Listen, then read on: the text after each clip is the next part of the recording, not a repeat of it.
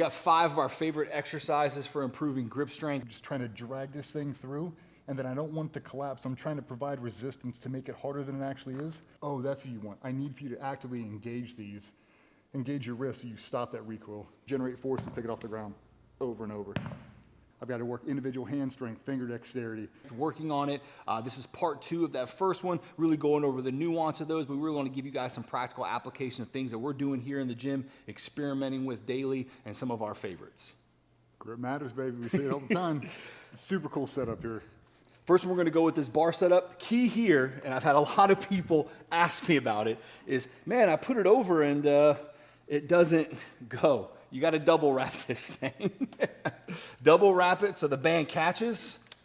Now from here, as he works through this, he'll be able to kind of go up and down. Now we work our grip from an endurance standpoint, challenging our hands, challenging our forearms, everything going up into the elbows. He kind of has his hands up, so we have a little bit of involvement with what's going on with the shoulders. I still like this setup for that aspect.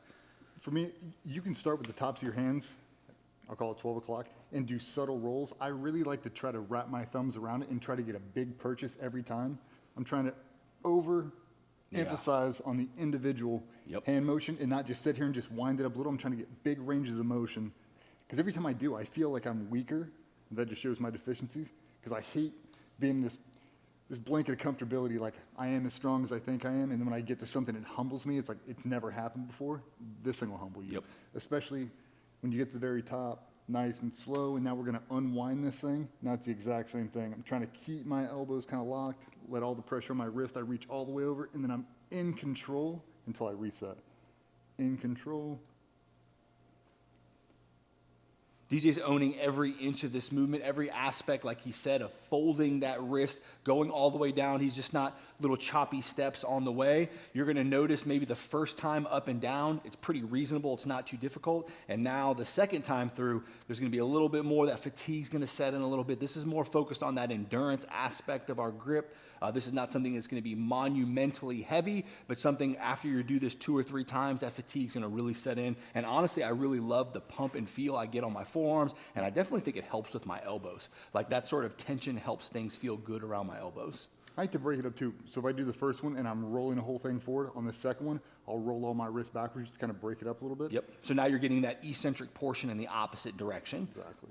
So reach all the way over, rotate it down. I think that's a lot of things that people don't realize until you get humbled by grip, or until you do a job where it really requires grip. It's not just forearms, and I feel like a lot of people think that they see huge forearms like, oh, he's got a monster grip. You can have enormous forearms in a weak-ass hand grip. No wrist strength. I mean, I've seen it. Yep. You see with arm wrestlers all the time, and people that do this professionally. For me, I think I got to break them up. I've got to work individual hand strength, finger dexterity. How strong am I from my hands as wide as I can possibly be, and then, or my wrist strong. I used to rock wrist straps back in the day. Yep. My wrist got so weak, dude. I've had so many injuries to them, and really just trying to break them all up, or get something like this that incorporates everything. I've got to have strong fingers. If not, this bar will slip out of my hand, so I've really got to grind down. Got to have strong wrists to be able to get it back in position. And then the forearm pump just can't be ignored. Yeah. So that's a good one we do for more of an endurance aspect, really loading that tissue. You're probably going to be underneath that tension for a good minute to 2, maybe even 3 if you're getting 3 to 4 reps. And now we're going to go to more of a rotational isolated movement. It's one of my favorite things, really trying to connect all the dots between hand strength, wrist strength, and forearm strength. Using a kettlebell for, what are you calling this, pronation, supination? Yep, pronation, supination of the wrist. Really trying to isolate it, and you can see a lot of guys, boxers big into it, arm wrestlers are huge into this, and a lot of those guys, because they can use momentum, it's a great thing. I'm trying not to do it because I'm trying to isolate this one component, so I drive my elbow to the ground and I squeeze this kettlebell as hard as I can, and the only way I can generate enough to get this 30-pound kettlebell off is I take the edge of my hand and I drive it through the mat, and then I'm trying to take this thumb and make a huge arc for it. If I try to lean over, I get my elbow down, I can kind of get a pop. It's not what I'm trying to do. I'm just trying to drag this thing through, and then I don't want it to collapse. I'm trying to provide resistance to make it harder than it actually is. Reset, driving that elbow down. You'll watch my bicep engage, roll it back over, nice and controlled, reset. You can try to do it quick if you want to. Yeah. I prefer doing it a little bit slower, and then if I drop down to a lighter dumbbell, or a lighter kettlebell, I can really start to throw it around. If your wrist isn't strong, you will not be able to do this. It's such a humbling thing to do, and you watch some of these creatures out there who can do it with crazy amounts of weight, Brian Shaw, guys like that. it's insane, dude. And when those people grab a hold of you, that's a defining factor. You ever mess around with a high-level grappler, BJJ, NCAA wrestler, when they put their hands on you, this is what you feel. You feel an uncontrollable grip strength you cannot combat. And that's ultimately what we're trying to give to everybody out there. Grip strength does make you better at a lot of things. And really the advanced awareness, dude. For me to be able to get this kettlebell off here, everything has to be in there. Because 30 pounds is just enough to where if my wrist isn't locked in, I'm not going to be able to move it. Not under control anyway. I'm not trying to use any momentum, trying to make it harder than it actually is.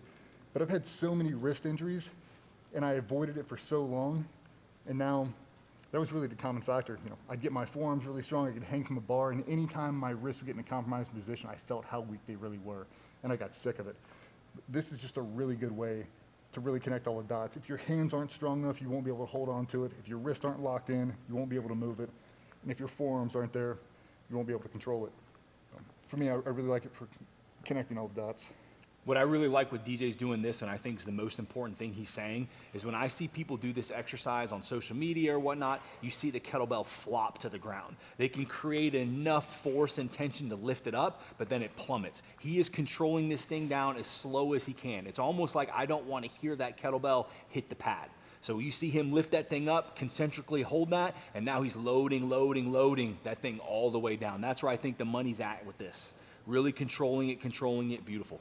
All right, so now to this setup, we got a cheap adjustable Amazon dumbbell. I mean, you could probably buy this thing for $9 on Amazon. I think that's where I got it, 9 or 11 bucks. But just put single side plate on one side of the dumbbell, and from here, he's just gonna work radial and ulnar deviation, just kind of reaching out in front of him. His elbow can be bent, he can straighten it out, whatever it is. But he's just kind of doing this pattern right here, reaching his wrist, feeling that stretch, and then pulling it back up. This is something I'll see DJ doing at the end of an arm day, if we're adding in some accessories, some extra grip, and he's just kind of pacing around the gym, just kind of reaching, pulling. It makes me think about that old adage of like man strength, of like holding the sledgehammer away and like reaching back and touching your nose with it, but just kind of isolated movement, something that's cheap. If you have a sledgehammer or something else, a lat pull down bar you could even use, but just allowing that reach to occur and pulling it back. I really like this setup because as you get stronger, we take this little 5-pound plate and move it as far out as you possibly can.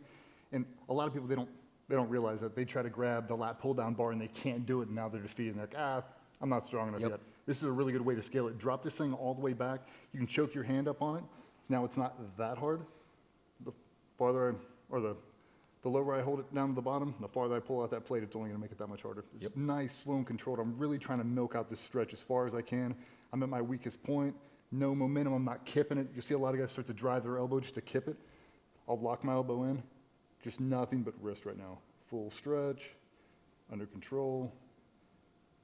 We incorporate a lot of this stuff, especially for guys trying to teach them pistol grip. I know everybody will argue with me, gym stuff doesn't translate to pistol grip. It absolutely does, 100%. If you don't think so, come try to knock the gun out of my hand when I have a purchase on it. It's not going to happen. Just something, that concept of managing recoil, that recoil that's occurring, that kickback that's happening. This is a strength thing that we can add in. We can add an endurance aspect where you're doing this longer, but this is something we found even when DJ was cueing on the range or working with guys, of that being an issue of not being able to manage that recoil. Implementing movements like this has improved their ability to kind of manage it and stay locked in on that purchase, like DJ said. I mean, when you go, like, if you extend out your wrist, they don't know how to connect the dots because they've never done it before, so their wrists are flimsy. So when you tell them to extend, they extend their elbow, but their wrist is still flopping. Like, well, now stick this in your hand, fully extend it. Now curl it back up. And they're like, oh, that's what you want. I need for you to actively engage your wrist so you stop that recoil. We want it to be like it's on a vise. This is just a really solid way to do it.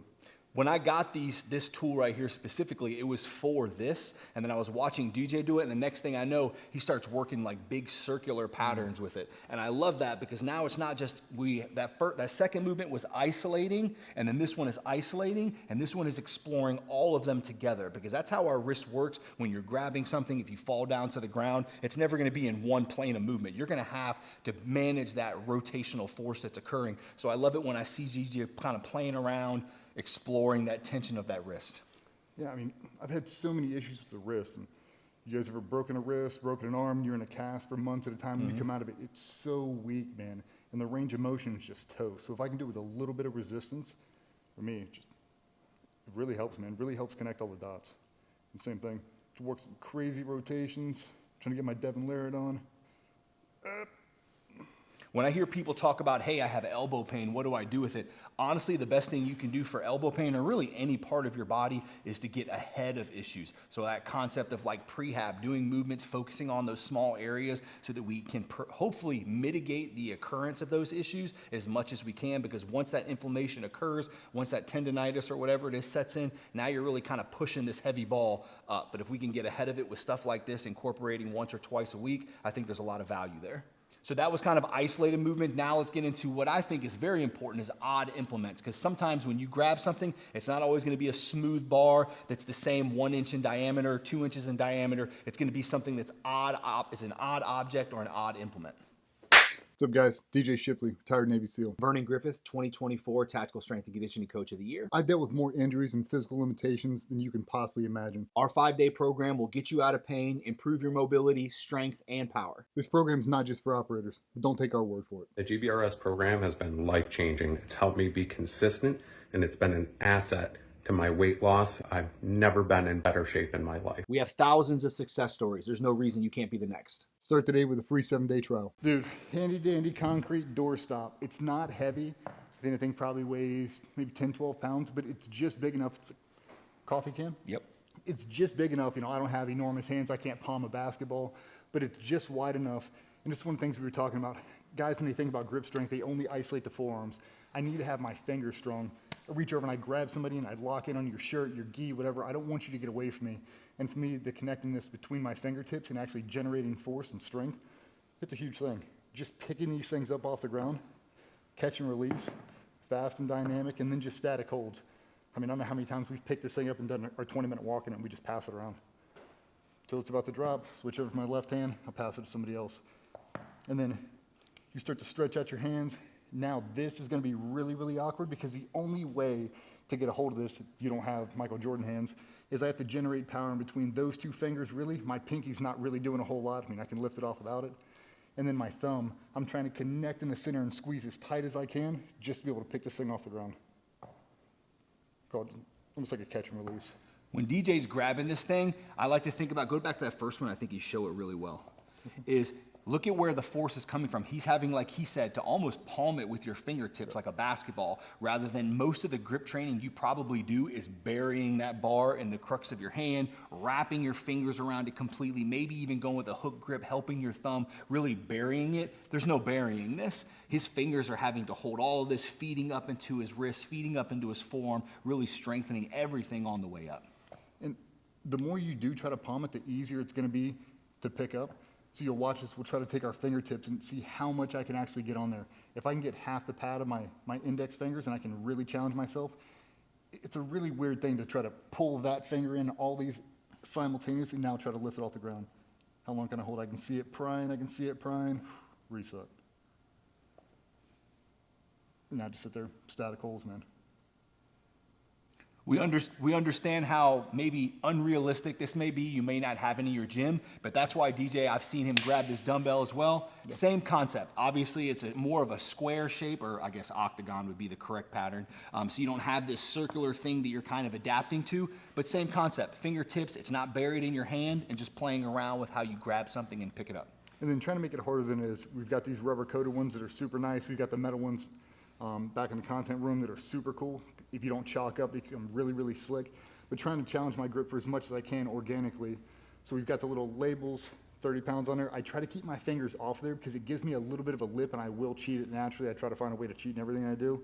But if I slap my palm on it, I just miss both the labels. Even if my pinky gets in a little bit, sometimes it's just enough. Squeeze as tight as I can, just trying to pick it off the ground. Catch and release. And this is where you can start to get dynamic with it. Like, how fast can I grab this thing, generate force, and pick it off the ground over and over. If you guys haven't tried this, it's not the easiest thing in the world, even though it might look like it's not very challenging. It took me a long time to build up these 30 pounds, especially after the thumb rebuild. Yep. But this is one of the things we did probably 3-4 days a week, man, just trying to get my thumb. We'd stretch this bad boy out here, grinding my hand and just trying to lift it back up. And then we start getting dynamic. We'll start flipping them and stuff like that. But yeah, I mean, the uneven carries, man, not many things in life come with a perfectly knurled bar. It's not a, it's not a 5-gallon bucket all the time. It's something super awkward. I mean, You're not going to get your hand around the whole thing all the time. So just making sure that our training is creating adaptations that will help us, not just getting better in the weight room, but actually improving at the job, improving at skills that are going to help us throughout life. Some of those were more endurance focused, more rotation focused. Now we also need to be able to hold something heavy. This is something we include when it's our heavy trap bar deadlifts, our heavy pulls off the ground, so we're getting that aspect of grip. But something else you can do is some sort of rack pull, just some sort of isometric hold. So I just have a loaded barbell here, and all I'm doing is getting a good purchase on this bar, nice solid grip, and I'm just standing up, and I can just hold this for time. Good posture, holding it for time, just letting it go until my fingers give out. Not to brag, I think I could hold this Forever. a while. So I'm just going to go ahead and sit this down. But also, not only with just holding a bar, this is holding a weight that we have a setup with. You could do something as simple as hanging from a bar. DJ, let's get you hanging from the bar. Yeah, especially you guys got a lower back injury, you got something lower body, you don't want to be under that amount of load. You don't want to compromise anything else. Hanging from a bar, especially if you already have some pre-fatigue or if you don't have a lot of time. Jump on this thing, do 3 sets of max hangs, and then start your grip. You're in out here in 5 minutes, dude. This thing smokes everybody out. And I know we talked about it before. Everybody wants to get better at pull-ups. Everybody focus on the lat and not the grip. The grip's the thing that falls out the fastest, man. For me, for everybody else, if I can be able to hang in a perfect world for 60 seconds, that's a pretty good standard, man. Yeah. Yeah. Like, not a lot of people can hang for 60 seconds. Yeah, just static holds, man. Thumbs over, thumbs under, mess with the grip. And then depending upon your body weight could be how difficult this is. So something he can do is he can add weight to it. He can dangle weight around his waist. He can put holding a dumbbell between your feet. We can play with any sort of implement for improving our grip strength. DJ said he can go for time. I mean, I can stand next to him if he's got a buddy, and I can kind of like pull on him, add more resistance. You could just play with this as much as possible. But like DJ said, thumb around the bar, thumb off the bar, but just improving grip strength. Now, you can sit here and literally just swap out your grip. Yep. Just keep changing it. And just sit here and do this for 30, 45 seconds.